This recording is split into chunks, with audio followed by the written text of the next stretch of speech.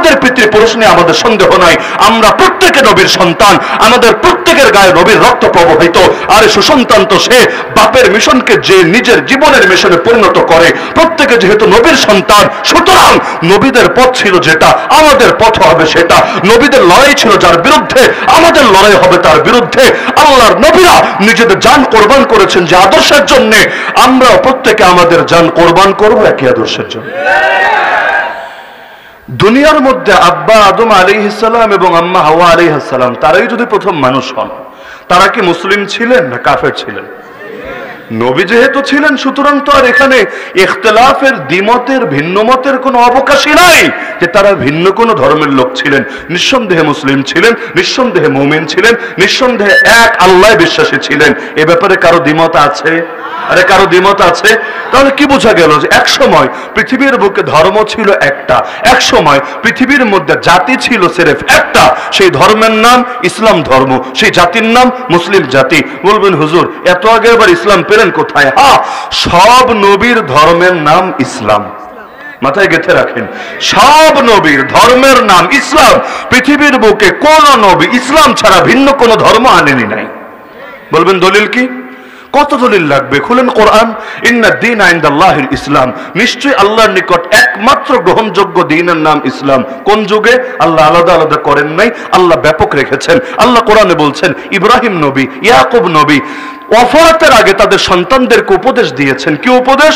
সূরাতুল বাকারার মধ্যে পাবেন, প্রথম পারার 19 নম্বর পৃষ্ঠায় সন্তানদেরকে বলেছেন ইন্নাল্লাহা আস্তাফা লাকুমুদ্দীন, নিশ্চয়ই আল্লাহ তোমাদের জন্য একটা মাত্র দ্বীনকে নির্বাচন করেছেন। ফালা তামুতুন্না ইল্লা ওয়া আনতুম মুসলিমুন। রমাদানুল মুবারক শুরু হলে প্রথম দিন হাফেজ সাহেবরা বাংলাদেশের প্রত্যেকটা মসজিদে তারাবির মধ্যে যে আয়াতটা তেলাওয়াত করে, আল্লাহ তোমাদের জন্য একটা মাত্র দিন নির্বাচন করেছেন। কে বলছেন? আমার রাসূল না, ইব্রাহিম নবী, ইয়াকুব নবী। কি ধর্ম? তারা বলে দিচ্ছেন সুতরাং শোনো আমাদের ছেলেরা, তোমরা মুসলমান না হয়ে মরো না। তারা তাদের পুত্রদেরকে উপদেশ দিচ্ছেন মুসলমান না হয়ে মরো না। তো তাদের ধর্মের নাম যদি হয় হিন্দু ধর্ম, বৌদ্ধ ধর্ম, খ্রিস্ট ধর্ম, ইহুদি ধর্ম, তাহলে তো আর এটা বলতেন না যে মুসলমান না হয়ে মরো না। তার মানে পৃথিবীর সকল নবীর ধর্মের নাম কি? আল্লাহ রাসূলের সহিহ হাদিস আছে আল আম্বিয়া ইখওয়াতুন লিআল্লাত উম্মাহাতুহুম শাত্তা ওয়া দীনুহুম ওয়াহিদ। নবীরা বৈমাত্রেয় ভাইয়ের মতো, মানে তাদের মা ভিন্ন কিন্তু প্রত্যেকের আদর্শ এক, দ্বীন এক, ধর্ম এক। সেই ধর্মের নাম ইসলাম, সেই ধর্মের নাম ঈমান। তো এই যে ইসলামের তৌফিক আল্লাহ যাদেরকে দিয়েছেন তারাই তো মুসলমান। এজন্য কোরআনে আছে আল্লাহ বলেন হুয়া সাম্মাকুমুল মুসলিমিন, এই যে তোমাদের নাম মুসলমান, গর্বের সাথে আমরা পরিচয় দিই আমরা মুসলমান। আমাদের জন্য এই আরবি শব্দের নামটা, সব নবীর মুখের ভাষা তো আর আরবি ছিল না, কিন্তু আমাদের জন্য এই আরবি শব্দটাই বিশেষভাবে যিনি সিলেক্ট করেছেন তার নাম জাতির পিতা। জাতির পিতা আবার কে? ওই ড্যাডি যান না, জাতির পিতা ইব্রাহিম আলাইহিস সালাতু ওয়াস সালাম। তো কোরআনে আল্লাহ বলে দিচ্ছেন ইব্রাহিম নবী কত আগে তিনি আমাদের নাম রেখে গিয়েছেন। যেই যে হাজিপুরে আমরা যারা আসবো, পীরের বাজারে আসবো, কুলাউড়ে আসবো, হাজার বছর পর আসবো, আমাদের প্রত্যেকের মূল নাম, মূল পরিচয় হবে আমরা মুসলমান। তাহলে একমাত্র দ্বীনের নাম কি? এজন্যই আপনারা জানেন কোন নবীর কালেমার মূল অংশে ভিন্নতা নাই। লা ইলাহা ইল্লাল্লাহ আদম নবীর কালেমা, লা ইলাহা ইল্লাল্লাহ ইব্রাহিম নবীর কালেমা, লা ইলাহা ইল্লাল্লাহ নূহ নবীর কালেমা, লা ইলাহা ইল্লাল্লাহ ঈসা নবীর কালেমা, লা ইলাহা ইল্লাল্লাহ মুসা নবীর কালেমা। একজন নবীর নাম পারলে বলেন যেই নবীর কালেমা লা ইলাহা ইল্লাল্লাহ না। সকল নবীর কালেমা এক, সকল নবীর আকীদা এক। আকীদা বুঝেন? বিশ্বাস। বিশ্বাসে কোনো ভিন্নতা সুযোগ থাকে না যে এক নবী এসে বলবে আল্লাহ এক, তো আরেকজন এসে কি বলবে আল্লাহ দুই, আরেকজন এসে কি বলবে আল্লাহ নাই, সুযোগই তো নাই। তাহলে সকলেই বলবে আল্লাহ এক, সকলেই বলবে যে কিয়ামত দিবস হবে, সকলেই বলবে মৃত্যুর পরে কবরের আযাব সত্য, সকলেই বলবে জান্নাত আছে, জাহান্নাম আছে। তা আকীদার মধ্যে, আখলাকের মধ্যে ভিন্নতা হয় না। আখলাক বুঝেন? উত্তম চারিত্রিক গুণাবলী, এর মধ্যেও ভিন্নতা হয় না। হ্যাঁ, অতীতে আল্লাহ এক একজন নবীকে এক এক বিশেষ গুণ দান করেছেন। যেমন কোরআন খুললে পাবেন ইব্রাহিম নবীর একটা বিশেষ গুণ ইন্না ইব্রাহিম লাহালিমুন আওয়াহুম মুনিব, তিনি অনেক বড় সবরের পরিচয় দিয়েছেন এবং তিনি আহ আহ করে আল্লাহর কাছে দোয়া করেছেন, চোখ থেকে পানি ঝরিয়েছেন, দিল থেকে আল্লাহর কাছে কাকুতি মিনতি জানিয়েছেন। তো এরকম এক এক নবীর এক একটা বিশেষ আমল ছিল, বিশেষ আখলাক ছিল। আল্লাহ আমার নবীকে এমন একটা বৈশিষ্ট্য দিয়েছেন ওয়া ইন্নাকা লাআলা খুলুকিন আযীম। এই আয়াতের তাফসীর ইমাম ইমাম ফখরুদ্দিন রাজি রাহমাতুল্লাহ আলাইহি তাফসীরে কাবীর থেকে দেখে নিয়েন, স্পষ্ট লিখেছেন যে এই আয়াতের একটা ব্যাখ্যা হলো আল্লাহ অতীতে যত নবীকে যত বিশেষ বিশেষ আখলাক দিয়েছেন আপনার একার মধ্যে সব এনে জমা করে দিয়েছেন। এজন্য আমার নবীর মধ্যে কোনো জায়গায় অপূর্ণতা নাই। আমরা অধিকাংশ অপূর্ণ, এক লাইনে আগানো আর এক লাইনে পিছানো। হয়তো এলেম খুব ভালো বোঝে, খুব ভালো আলেম, রাজনীতির রও বোঝে না। আবার রাজনীতিবিদ খুব ভালো রাজনীতিবিদ, কিন্তু যুদ্ধ সমরবিদ্যা মোটেও বোঝে না। আবার সমরবিদ খুব ভালো সমরবিদ, জেনারেল, কিন্তু অর্থনীতির আগামাথা কিছুই তার মাথায় ধরে না। এমন হয় কি হয় না? আল্লাহর নবীর জাহের এবং বাতেন কোন লাইনে অপূর্ণতা পাবেন না। জাহের বুঝেন, মাথা থেকে পা, তার অঙ্গের মধ্যে কোন একটা অঙ্গের মধ্যে বেশিও নাই কমও নাই। বেশি কম মানে কি? কেউ লম্বা তো বেশি লম্বা, কেউ খাটো তো বেশি খাটো, কারো চুল এক একজনের এক এক রকম, দাঁত চোখ নাক প্রতিটা অঙ্গের ক্ষেত্রে।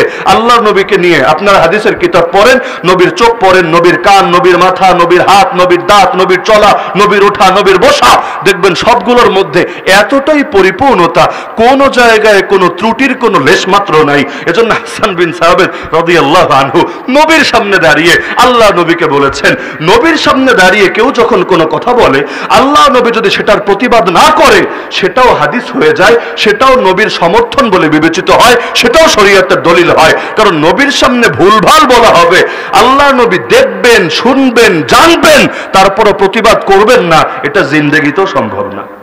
আমরা প্রাণের ভয় পাই, আমরা পেট নিয়ে চিন্তিত হই, আমরা পকেট নিয়ে অনেক ফিকির করি, আমাদের পেট নিয়ে অনেক টেনশন কাজ করে, কিন্তু নবীরা কখনোই এমন করেন না।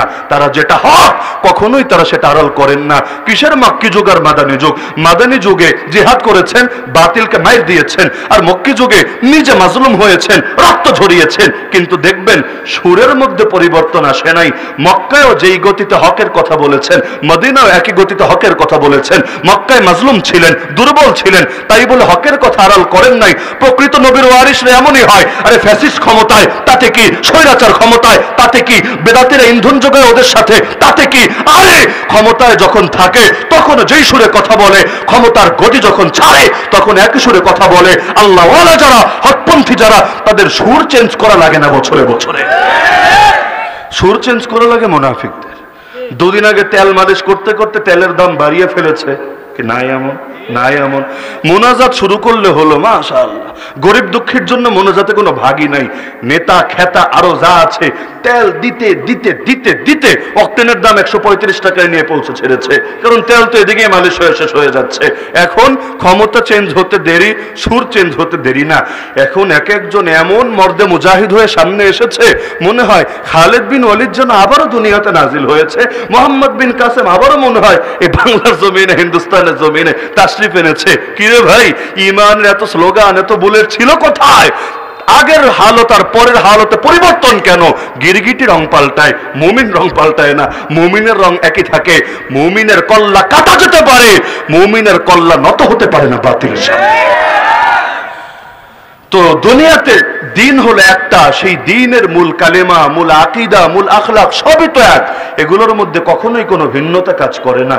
যদি ভিন্নতা কাজ নাই করে তাহলে এত এত জাতি তৈরি হলো কিভাবে?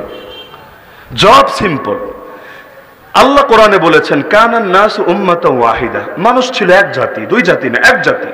আল্লাহ তাদের মধ্যে নবী পাঠিয়েছিলেন, লেকিন এরপর তারা বিভিন্ন দলে উপদলে বিভক্ত হয়ে গিয়েছে। কেউ শিরিকে লিপ্ত হয়েছে, কেউ অন্যান্য কুকর্মে লিপ্ত হয়েছে।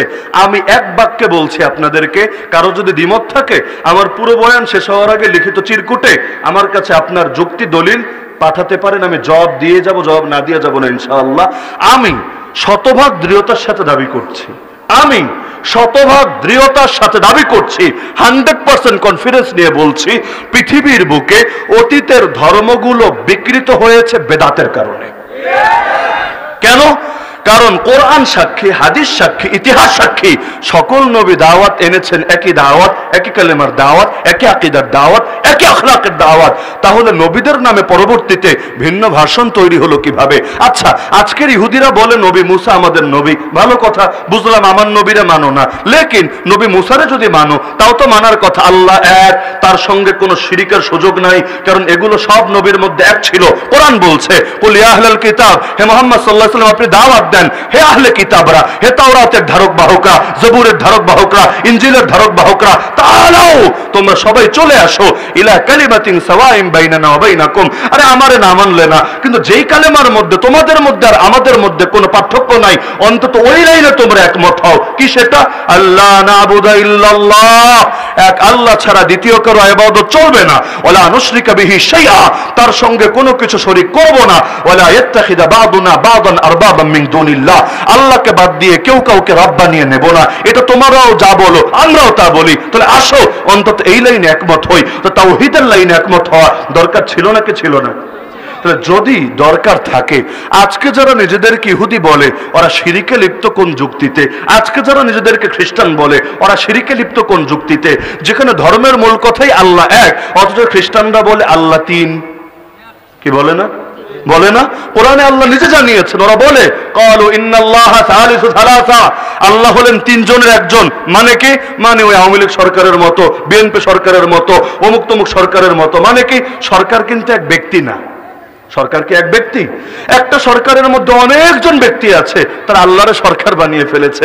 আল্লাহ কি একা চালাবে? হ্যাঁ, আল্লাহ সভাপতি হতে পারে, আল্লাহ দলনেতা হতে পারে, আল্লাহ প্রধান হতে পারে, আল্লাহ প্রেসিডেন্ট হতে পারে। তবে আরো আছে। কে কে আছে?